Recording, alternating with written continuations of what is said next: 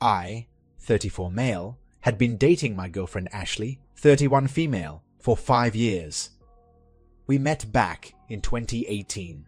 I remember the day vividly.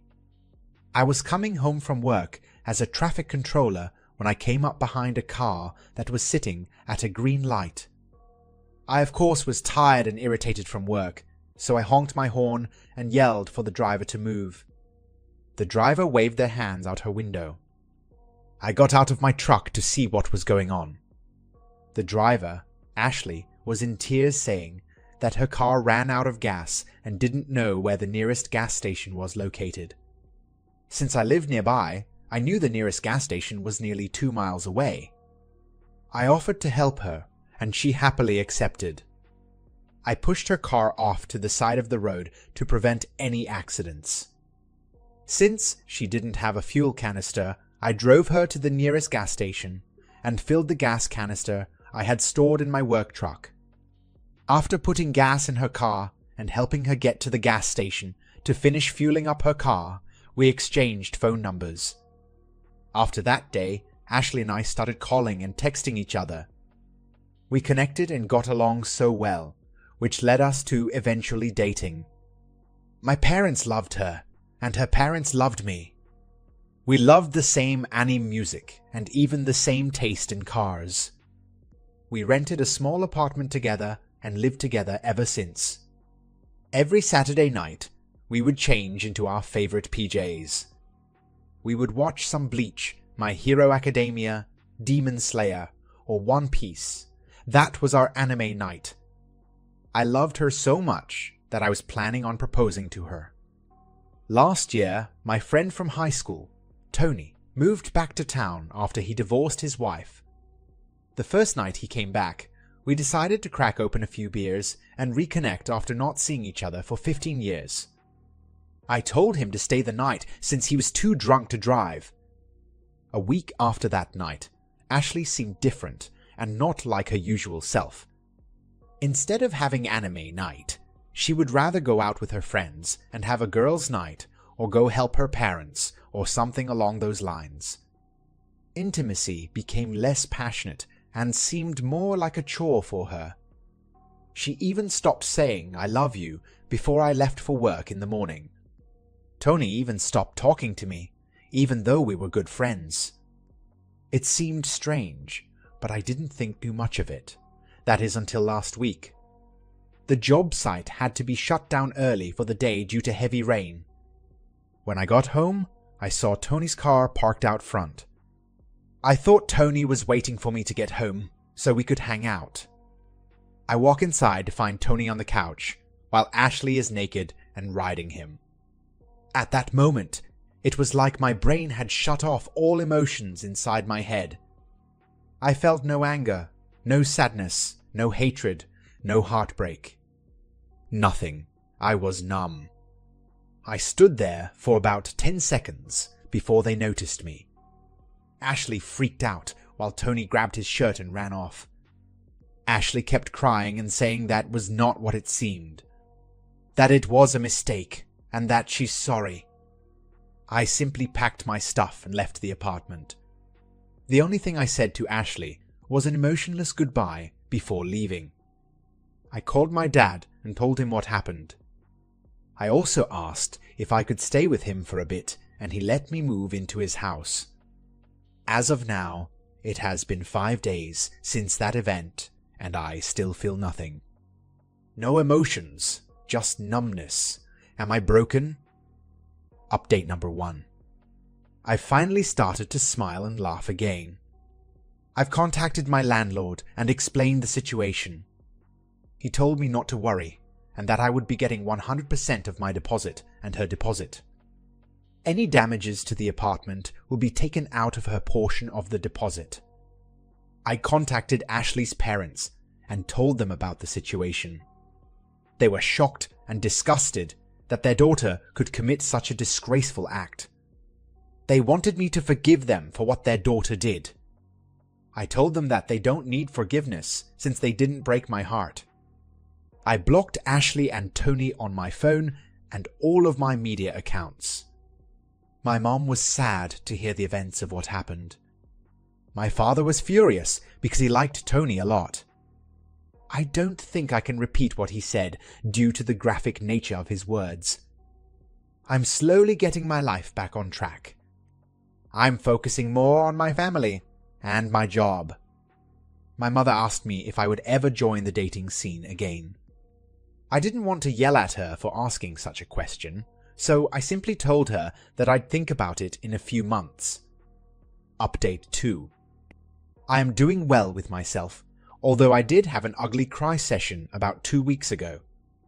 I think it was because the realization finally hit me that my ex-girlfriend broke my heart and my ex-best friend stabbed me in my back, but I am over that and have moved on. Last week I ran into Ashley's parents at the store. They again apologized profusely for what their daughter had done. I accepted their apology and again told them that it wasn't them who broke my heart. Her mother told me that they hadn't heard much from Ashley. The last time they saw her, Ashley had moved out of state with Tony. This is good for me, because the farther those two are away from me, the less likely I will ever see or deal with them ever again. My work performance has improved to where I got promoted to crew lead. I'm still living with my father, because his social security income checks have been decreasing over time. So I decided to live with him to help pay for some of the bills and necessities. I have been thinking about rejoining the dating scene again. To be honest, I do have my father to keep me company, but I do miss the love and companionship that only a lover could give to fill that empty void in my life. Story number 2. Visual of seeing my girlfriend cheating. She does not know that I know about her cheating. She came to me a few days after she cheated and said that she wanted to split. Her intention to split backfired since we ended up chatting for quite a while, surprisingly with no yelling or screaming. We both ended up agreeing to the bizarre idea that we may actually be able to work things out. It has now been a few weeks since I caught her in the act. I now realize that working things out with her will be impossible since she still has not come clean about the cheating. She is a serial cheater, and once you have actually witnessed your girlfriend getting pile, driven by another guy in your own home, those images never leave your head. I know, bad judgment on my side. I shouldn't have started dating a serial cheater in the first place, and she will likely never ever stop cheating, but it is what it is now. So I've just gotta exit this hurricane of a relationship as cleanly as possible with the least amount of damage. I will be sitting her down around the first week of October and dropping the news that I know you've been boning other guys. I will be doing this only after I finish getting all my affairs in order. For example, removal of her name from the home, locking down my finances and other assets, and the usual stuff. I simply plan to confront her peacefully. To inform her that I know that she cheated and work with her on her departure in an amicable fashion from there. I am not looking for revenge. I just want for us to move on peacefully without either of us getting lawyers involved. We have been living by common law for over a decade.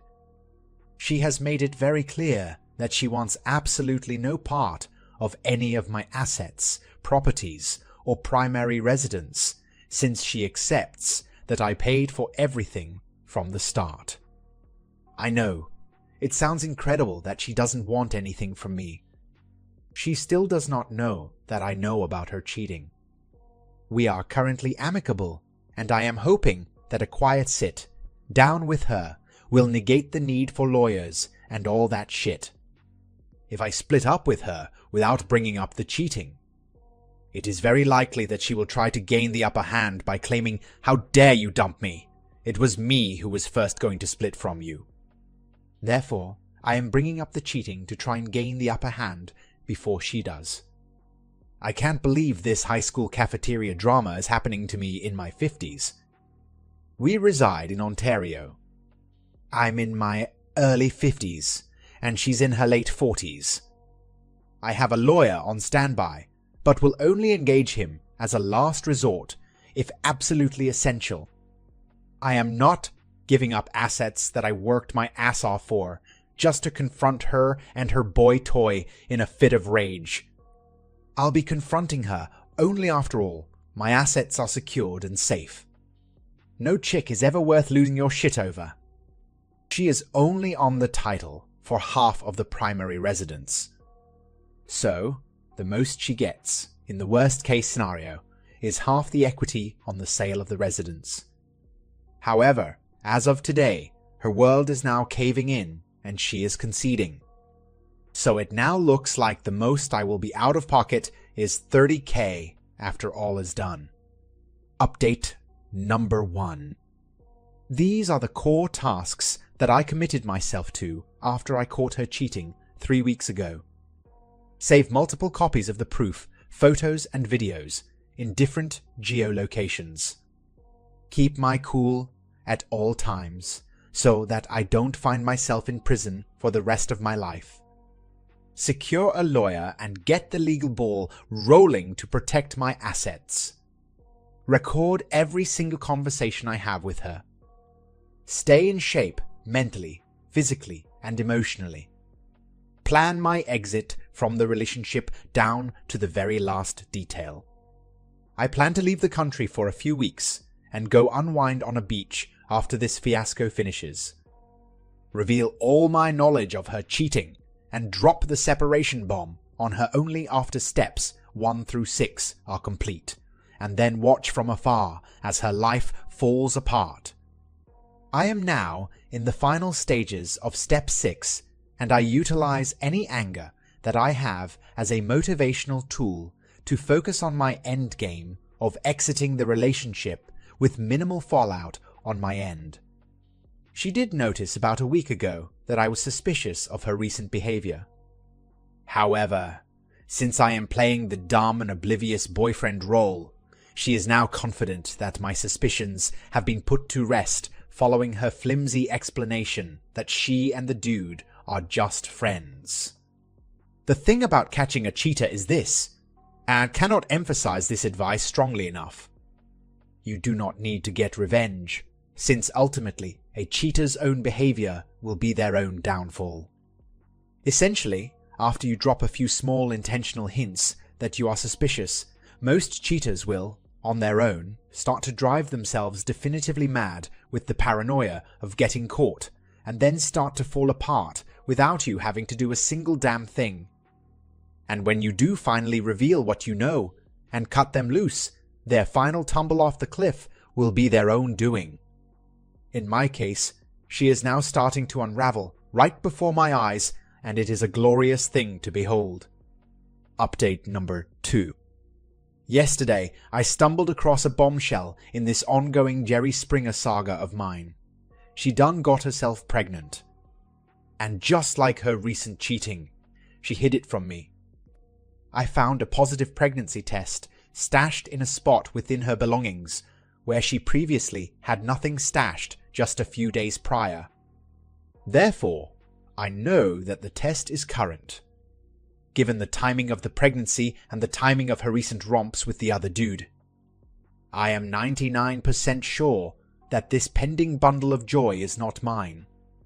Since she and I have been trying for over a decade to conceive with zero success, my original plan of punting her cheating ass to the curb is still in play.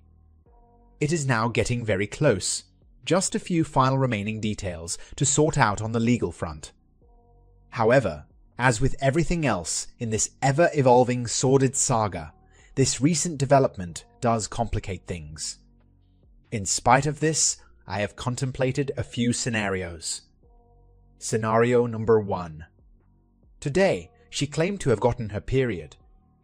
I did inspect the blood-stained pad that she left behind in the washroom trash can.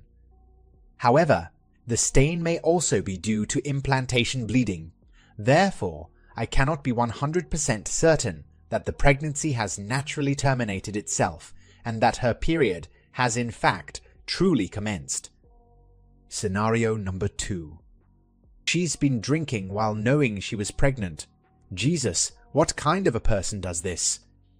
Oh, I know, someone who wants to force the pregnancy to fail without getting an abortion. Devastating, just devastating behavior. Scenario number 3.